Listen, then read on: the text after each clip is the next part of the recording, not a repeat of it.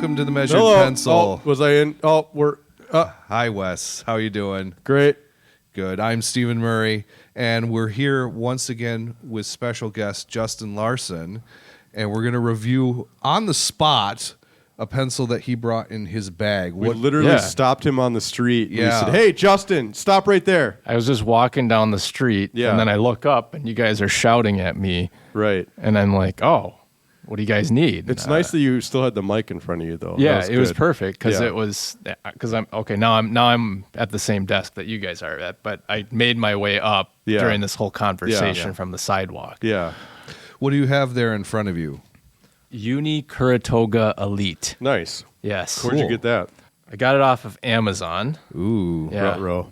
But it was purchased on Amazon. I hadn't used it for a long time until I just recently saw it on my desk, and I'm like, let me fill this with some purple pencil lead and see how it goes. So I brought it on a work trip, and I've got some things to say about it. Before we hear your thoughts, Justin, why don't we find out what the reviewers think?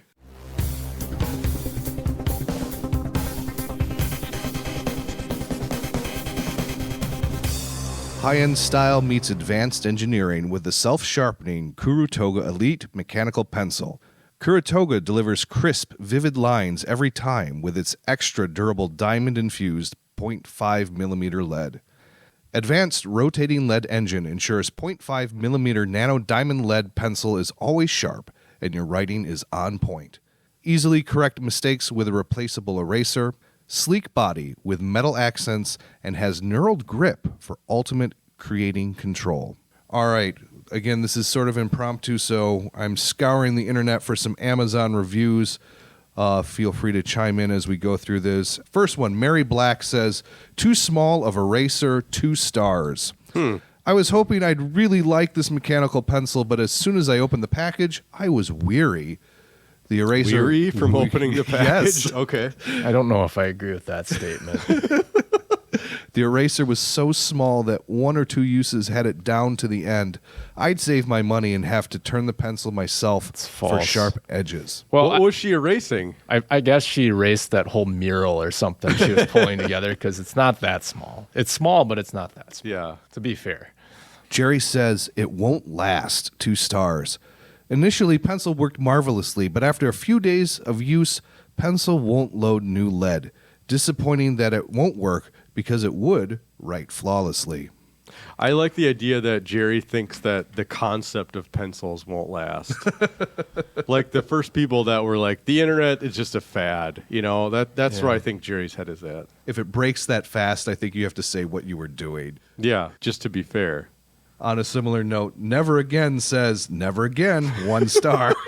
Well, at least they're consistent. Yeah. I've bought this item and was happy about it until today. Oh. I've been using it for 2 weeks, and it broke on me. The rotating part of the pencil won't move any and is how to push down when I need lead. What do you think, Justin?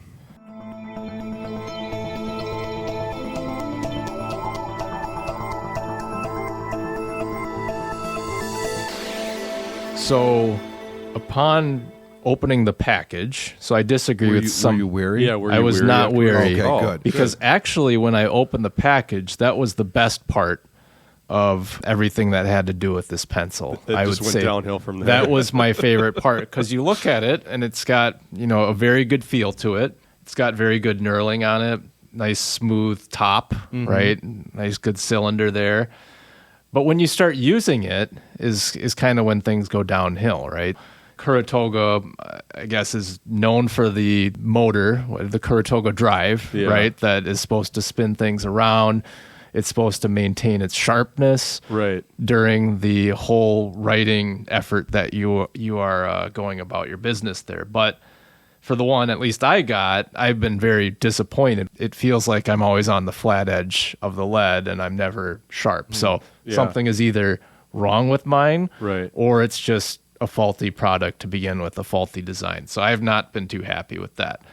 The other thing that I'm not happy with is the fact that this end cap, I don't know what the technical name for this is, but I like to call it a nose cone. The nose cone on this, it seems to like get loose at will for no reason whatsoever. Like I'm writing, or I'm riding my bike or going down the street in the highway, and the thing comes off, A right? day that ends in Y. Yeah. So I've got a lot of stuff to do, right? I've got a lot of things to write with my You're a busy pencil. guy. Yeah, I'm writing novels and stuff with my pencil, and then all of Yeah. a sudden this thing flies off every 2 seconds. I don't have time for that. No.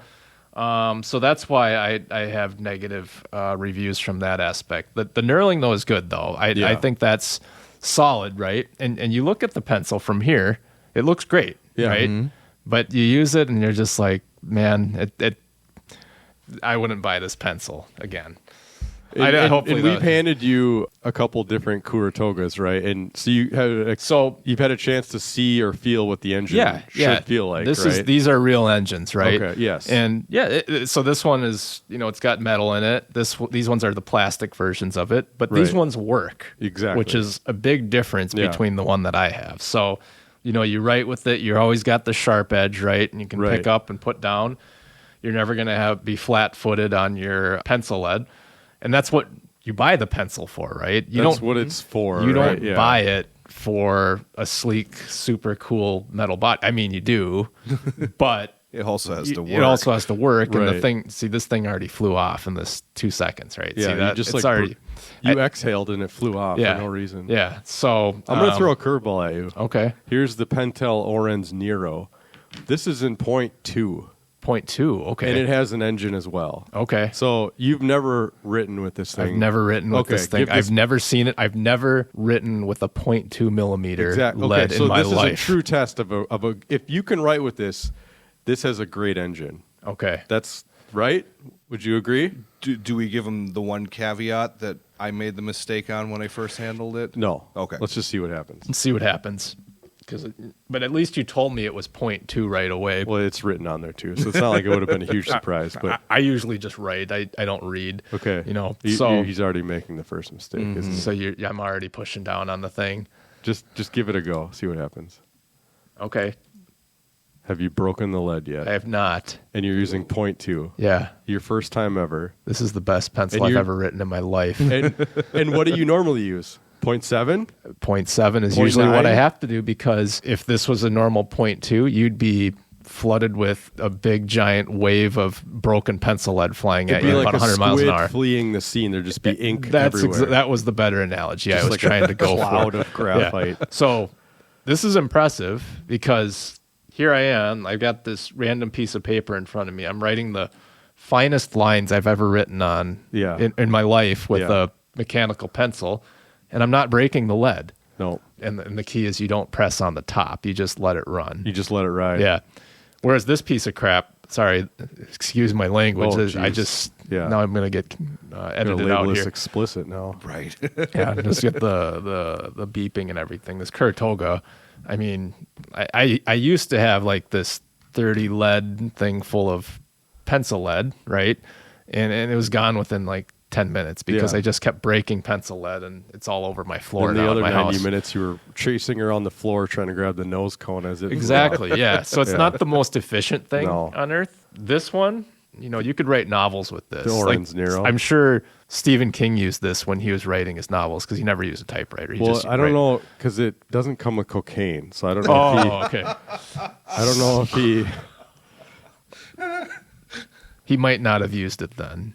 This is pretty impressive, though. It's cool, right? Yeah. It kind of blows the other ones out of the water. So where did you get this one? Just from jet pens. Okay. Yeah.